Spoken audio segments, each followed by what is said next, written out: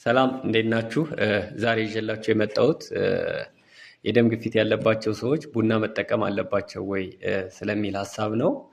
ያው በተለምዶ በእኛ ሀገር ሐኪሞችም ያው የግፊት ያለባቸውን ሰዎች ቡና አትጠጡ የሚል ምክር ሲሰጡ ይሰማል። ነገር ግን እንደ ሁኔታዎች ይወሰናል እንጂ ቡና ጀነራሊ በአጠቃላይ ሴፍ ነው ማለት ይቻላል። ግፊት ያለባቸው ሰዎች የግፊት መድኃኒት የሚወስዱ ሰዎች ቡና ቢጠቀሙ ያን ያህል የተለየ ችግር የለም። ጊዜያዊ ግፊትን ከፍ ከማድረግ የዘለለ ተጽዕኖ የለውም ማለት ነው።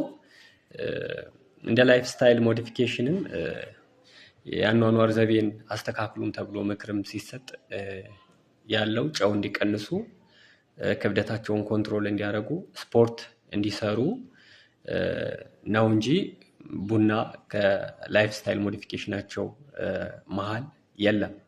ግን በተለዩ ሁኔታዎች የልብ ምት መዘበራረቅ፣ አንዳንድ መድኃኒቶችን የሚወስዱ የካልሽየም ቻናል ብሎከር የሚባሉ እንደ ኒፊዲፒን አይነት እንዲሁ ኮንትሮል ያልሆነ ያልተቆጣጠሩት የደም ግፊት ካለ እና ቡናውን ሲጠጡ ስትረስ እና አንዛይቲ የሚጨምርባቸው ከሆነ ምናልባት የቡናውን መጠን ሊቀንሱ ይችላሉ።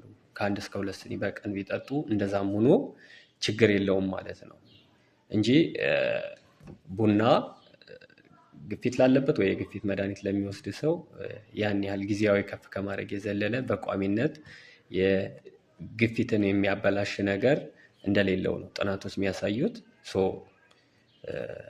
ኮፊ ኢዝ ሴፍ ማለት ነው የግፊት ላለባቸው ሰዎች። አመሰግናለሁ።